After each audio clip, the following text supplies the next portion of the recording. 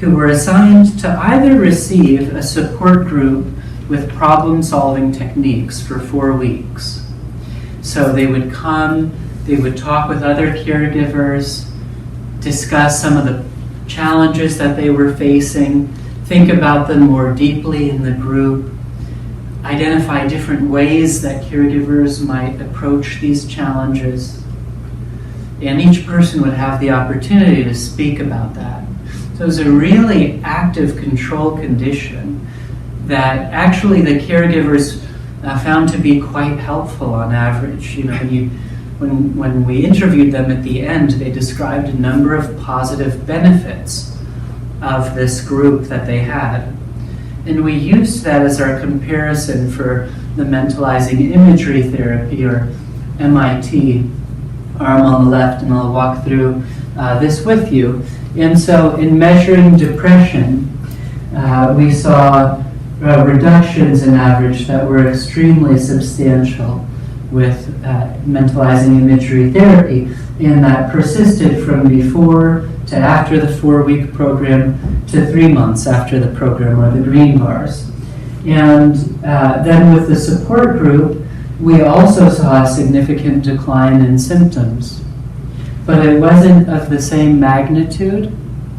And similarly with perceived stress, caregivers undergoing the guided imagery evinced a more substantial and prolonged reduction in their stress levels than did those in the support group, although the support group was also beneficial for them, and it was clearly beneficial for them. So that's on the negative symptom side. What about positive symptoms? So we all want to increase our ability to be aware, to be non-reactive, to experience the things in our life, which is how to think about mindfulness. And so within the MIT group, we saw progressive increases in this capacity for mindfulness. In the support group, we found a small transient increase that then reverted back to normal after the 3 months were over. So no progressive benefit on that front. Another measure that we used is called eudaimonia. So eudaimonia is a big word, but the concept is actually very simple. So dating back to the ancient Greeks, 2 forms of happiness were thought to be important. One, hedonia, or pleasure, life satisfaction, that kind of satisfaction that you might get when you see the Celtics win a ball game, or for me being from California originally, the Warriors. Sorry, no, I shouldn't say that up here in Boston. But so that's hedonic pleasure, going to a spa, feeling kind of satisfied and happy with your life. All right? Then there's eudaimonia. Eudaimonia is happiness that comes from purpose. Happiness that comes from that kind of well-being that comes from a well-lived life. That feeling of having something to contribute to other people. That feeling that society is good or a positive place, or that things are getting better for all of us, or that we can work together, that we fit in. So that's a eudaimonic sense of well-being. And within the mentalizing imagery therapy group, we saw large increases that were persistent and continued to slightly increase at 3 months. And within the support group, we saw a transient increase. That was a real increase, but it started to diminish again after 3 months. So we weren't seeing the same kind of sustained benefits on the positive side. I will have you know that the results for hedonia were also similar. So if you object to eudaimonia as your principal source of happiness, and you just want to be happy and kind of satisfied, which that's okay, there's nothing wrong with that, then mentalizing imagery therapy did this same kind of thing with it that the support group did not do. very intriguingly, and this never happens in science, okay? It never happens that the experiment in clinical research actually works out exactly the way that you thought it might. Particularly when other people, not you, are doing the analysis and providing you with the results. But in this trial it did. We looked at neuroimaging of the brain, and these are pictures of the brain if you haven't seen these kinds of images before. And very strangely in science, left is right and right is left. This is the right side of the brain, this is the left side. This is looking as if you were taking a slice off the top this way, horizontally. This is looking at a picture of it vertically, and then this is a side image, a profile of it with a front part and the back part over here. And so what we hypothesized was that this region of the brain called the subgenual anterior cingulate cortex, which is a region of the brain very important for mood, for sadness, for example. Hyperactivity in this brain region is associated with subjective states of sadness. And several effective depression treatments target this kind of brain activity and reduce it. And so what we had hypothesized was that there would be changes in the connectivity of the subgenual anterior cingulate with its connected network. And that's what we actually observed in this trial in the mentalizing imagery therapy group relative to the support group. So this green box here is the MIT arm, and the purple bar is the support group arm. And there's a reduction in the connectivity. Here's 0 here. There's a reduction in the connectivity in the MIT arm and an increase in connectivity in the... it's not actually an increase. This doesn't differentiate from 0, but relatively speaking, there was a difference between the MIT arm and the support group arm, which suggested that these shifts that caregivers were reporting in their mood had a neurobiological basis to it. The second region that we had hypothesized and looked at was a region called the dorsolateral prefrontal cortex.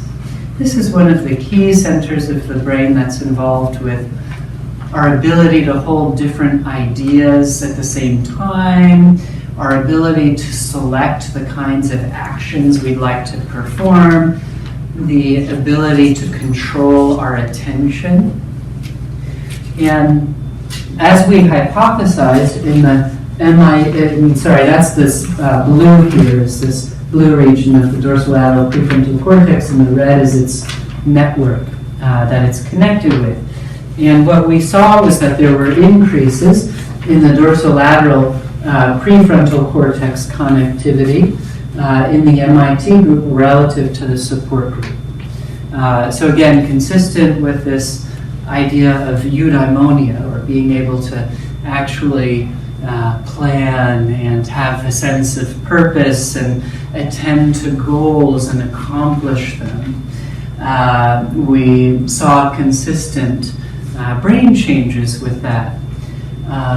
These are, I should say a little bit about the methods. Caregivers went and subjected themselves to a loud MRI scan before and after the program for about 40 minutes, and this was an 8-minute time period in which they were just looking at a plus sign on a screen, about the most boring thing imaginable, as they were hearing this 40 decibel machine through the earplugs kind of whirring around them.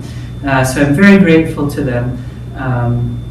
But this showed an impact, and a neurobiological impact that may help us to start to understand how it is that improvements in function, improvements in symptoms may translate into improvements in actual physical functioning. There have been other studies that have shown that increases in dorsolateral prefrontal cortex activity levels have been associated with improved immune responses, for example. And I was telling you previously about how there's evidence for decreased immunity in the caregiver population. So we're stretching a little bit there, but nevertheless, this is some of the first data. It's actually the first functional imaging studies within the caregiver population looking at the effects of any kind of therapy. How about caregiver self-reports of going through the mentalizing imagery therapy intervention? It gave me a kind of rudder. I was floundering and it centered me. It allowed me to comfort myself. That was a kind of revelation, instead of feeling ashamed about her reactions to her loved one. I'm a better listener now. I'm more present now. I think my overall view of life in the world is not so grim. This is wholeness here. It's not only about oneself, it's about one's relationships with others, one's perceptions of how they are, one's perceptions of the world in which we live.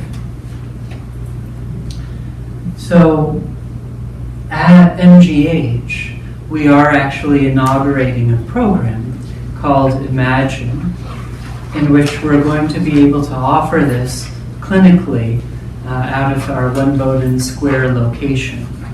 And people will be able to sign up for this and to receive this kind of treatment based on the research results that we've achieved. So I want to leave you with a poem that expresses for me the goal of doing these kinds of guided imagery practices, not over the short term, but over the long term. Mind calm, chest full, needs gone, peaceful, bright dawn, humble, fates drawn, restful, one song, soulful, climb on, able, roads long, choose well. Thank you very much for your attention.